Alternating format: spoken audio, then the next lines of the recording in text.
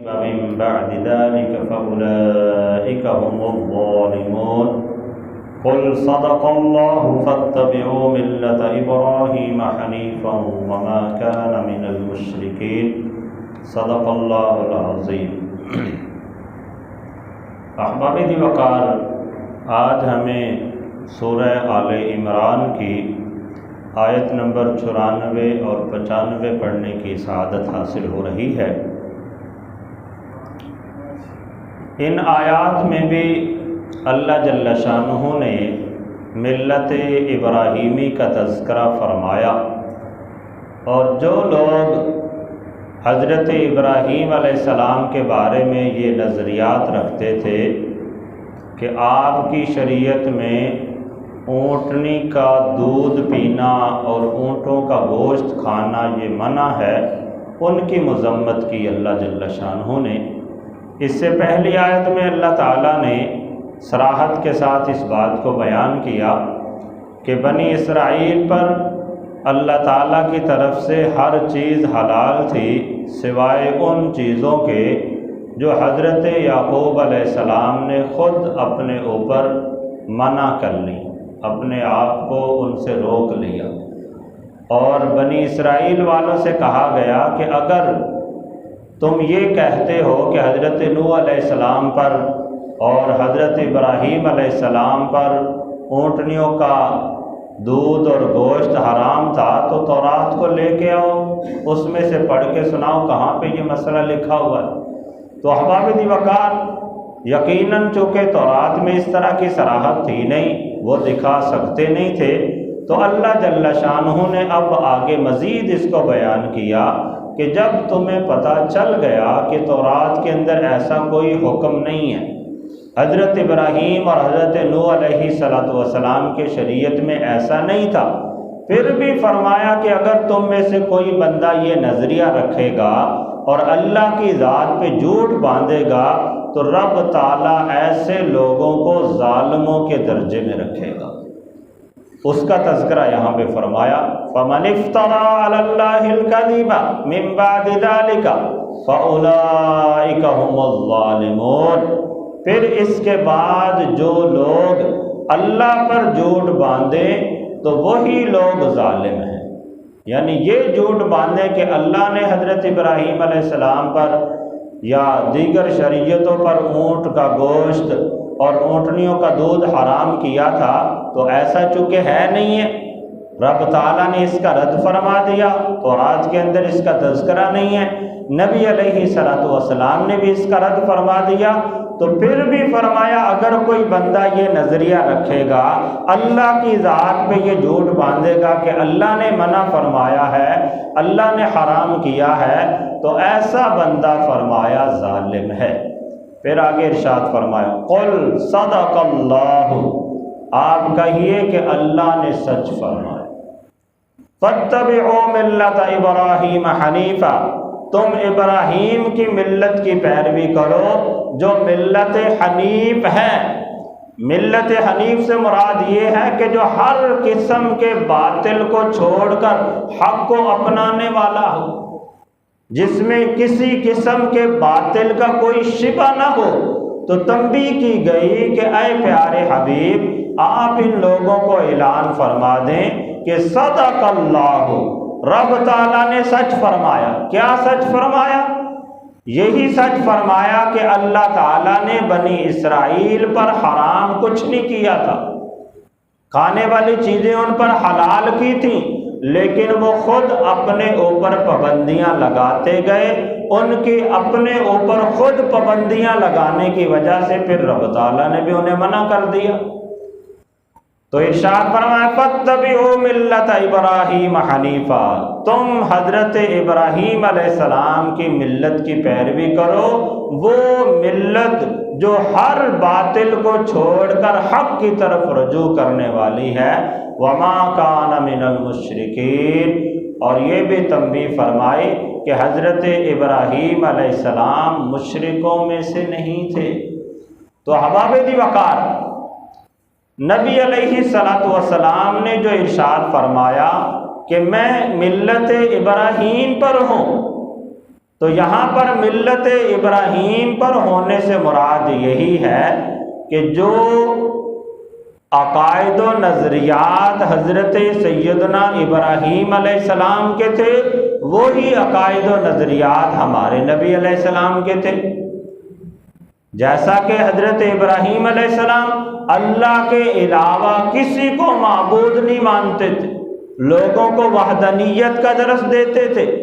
سورج چاند ستاروں کو دیکھا، کہا کہ یہ میرے معبود ہو سکتے ہیں، وہ غروب ہو گئے۔ جب غروب ہو گئے علی الاعلان کہا کہ جو غروب ہونے والا ہے وہ میرا رب نہیں ہو سکتا۔ تو اس انداز سے آپ نے تمام لوگوں کے نظریات کو رد کرتے ہوئے اللہ کی وحدانیت کا پرچار کیا تھا، لوگوں کو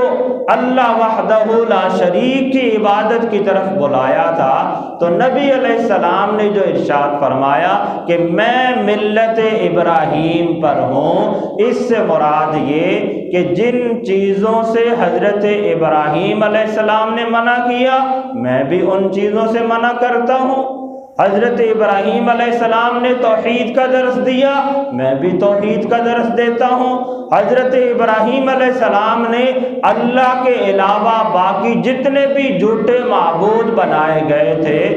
حضرت ابراہیم علیہ السلام نے ان تمام کا رد کیا، ان کی مخالفت کی۔ تو نبی علیہ السلام کے ملت ابراہیم پر ہونے سے مراد یہ ہے کہ حضور بھی تمام معبودان باطلہ کا رد کرنے والے اور اللہ وحدہ لا شریک کی عبادت کی طرف بلانے والے ہیں۔ پھر کچھ احکام بھی ایسے تھے کہ جو حضرت ابراہیم علیہ السلام کی شریعت میں تھے، اسی طرح کے احکام نبی علیہ السلام کی شریعت میں بھی ہوئے۔ ان میں سے ایک حکم یہی جس کے بارے میں یہود و نصارہ کو اختلاف تھا، وہ یہ کہ حضرت ابراہیم علیہ السلام پر بھی اونٹ کا گوشت اور اونٹنیوں کا دودھ حرام نہیں تھا بلکہ حلال تھا، وہ اسے استعمال کرتے تھے۔ تو نبی علیہ السلام ملت ابراہیم پر تھے، مطلب یہ کہ نبی علیہ السلام کے لیے بھی اونٹ کا گوشت اور اونٹنیوں کا دودھ حرام نہیں کیا گیا تھا، بلکہ جیسے ان کے لیے حلال تھا ایسے ہی نبی علیہ السلام کے لیے بھی حلال ہے اور پوری امت مسلمہ کے لیے حلال ہے۔ تو احباب دی وقار اللہ جل شانہ نے تنبیہ فرمائی کہ تم ملت ابراہیم کی پیروی کرو، وہ ملت ابراہیم جو ہر قسم کے باطل سے الگ اور جدا ہے، حق کا پرچار کرنے والی ہے۔ تو نبی علیہ السلام نے بھی اعلان فرمایا کہ میں ملت ابراہیم پر ہوں، یعنی میں بھی ہر قسم کے باطل نظریات کا رد کرتا ہوں اور لوگوں کو حق کی طرف بلاتا ہوں۔ پھر احباب دی وقار، چیزوں کو حلال کرنا یا حرام کرنا